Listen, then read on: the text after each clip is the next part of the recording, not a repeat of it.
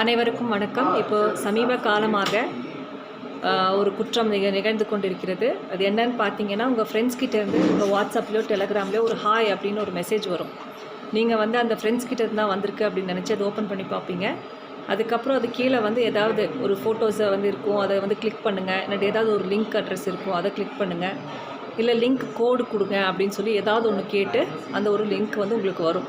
So friend தான் அனுப்பியிருக்காருன்னு நினச்சி நீங்கள் வந்து அந்த லிங்க்கை வந்து ஓப்பன் பண்ணி பார்த்தீங்கன்னா இமீடியட்டாக உங்கள் வாட்ஸ்அப்போ அல்லது டெலகிராம் அக்கௌண்ட்டோ ஹேக் ஆகிடும். ஹேக் ஆகிட்டு நீங்கள் என்னென்ன கான்டாக்ட்ஸ் வச்சுருக்கீங்களோ அத்தனை கான்டாக்ட்ஸுக்குமே ஹாய் மெசேஜோட இந்த லிங்க் வந்து போயிடும். ஸோ அந்த உங்களோட ஃப்ரெண்ட்ஸ் என்ன நினைப்பாங்கன்னா, நீங்கள் தான் அனுப்பியிருக்கீங்க, உங்கள் ஃபோன்லேருந்து தான் எங்களுக்கு ஹாய் மெசேஜ் வந்திருக்கு, நீங்கள் தான் ஏதோ ஒரு ஃபோட்டோஸ் அனுப்பியிருக்கீங்க, ஏதோ ஒரு விஷயம் அனுப்பியிருக்கீங்க, நம்ம ஓப்பன் பண்ணி பார்க்கலாம் அப்படின்னு நினச்சிட்டு அது ஃப்ரெண்டோட தானே அப்படின்னு நினச்சி அவங்க லிங்க் ஓப்பன் பண்ணுவாங்க. அப்போ யார் வந்து அந்த லிங்க்கை டச் பண்ணுறாங்களோ இமீடியட்டாக அவங்களுடைய வாட்ஸ்அப் அக்கௌண்ட்டோ அல்லது டெலகிராம் அக்கௌண்ட்டோ இமீடியட்டாக ஹேக் ஆகி அவங்க வேறு இந்த ஃப்ராட்ஸ்டரோட கண்ட்ரோலுக்கு அந்த இது போயிடுது, அது சோஷியல் மீடியா போயிடுது.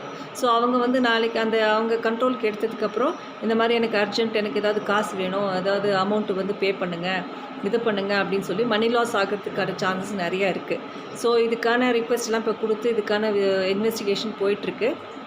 ஸோ இந்த ஸ்கேமர்ஸ் யார் அப்படிங்கிறது கண்டுபிடிக்கிறதுக்கான நடவடிக்கைகள் மேற்கொண்டுட்ருக்கோம். பட் நம்ம வந்து எதுவுமே வந்து ப்ரிவென்ஷன் இஸ் பெட்டர் தேன் க்யூர்னு சொல்லுவாங்க.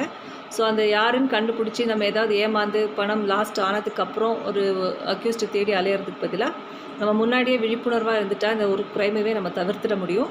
ஸோ இது மாதிரியான குற்றங்கள் இப்போ இந்த 2 நாளாக நமக்கு புகார் வந்துகிட்டே இருக்குது. அதனால் எல்லா பொதுமக்களுக்கும் நான் என்ன சொல்கிறேன் அப்படின்னு பார்த்தீங்கன்னா, தயவு செஞ்சு ஏதாவது ஃப்ரெண்டுக்கிட்டேருந்து ஹாய் மெசேஜ் வருது, ஏதாவது டவுன்லோட் பண்ணுங்கள், ஏதாவது கிளிக் பண்ணுங்கள் அப்படின்னு லிங்க் வந்ததுன்னா அதை அவாய்ட் பண்ணிவிடுங்க.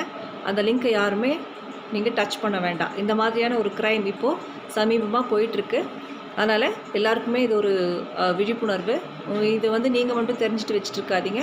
இதை பார்த்த உடனே எல்லா உங்கள் நண்பர்கள், உங்களுடைய சொந்தக்காரங்க, அக்கம் பக்கம் எல்லாருக்குமே தெரிவிங்க. இந்த நீங்கள் ஒன்ஸ் நீங்கள் தொட்டாச்சுன்னா உங்கள் ஹேக் ஆகிடுச்சுன்னா உங்கள் அத்தனை ஃப்ரெண்ட்ஸுக்குமே அந்த ஹாய் மெசேஜ் போயிடும். அப்போ எல்லாருமே நீங்கள் தான் அந்த மெசேஜ் அனுப்பியிருக்கீங்கன்னு நினச்சி அது ஓப்பன் பண்ணிவிடுவாங்க. ஸோ அதனால் அப்படி ஹேக் ஆகிடுச்சுன்னா உங்கள் வாட்ஸ்அப்போ அல்லது இன்ஸ்டாகிராமையோ டெலகிராமையோ யாராவது வேறு ஒருத்தர் கண்ட்ரோல் எடுத்துட்டாங்கன்னா அவங்க வந்து எங்களுக்கு வந்து ரொம்ப எமர்ஜென்சி, ஒரு பணம் கொடுங்க, ஒரு இதுக்கு காசு வேணும் அப்படின்னு உங்கள் நண்பர்கிட்ட கேட்டு பணம் பறிப்பதற்கான வாய்ப்புகள் அதிகம் உண்டு.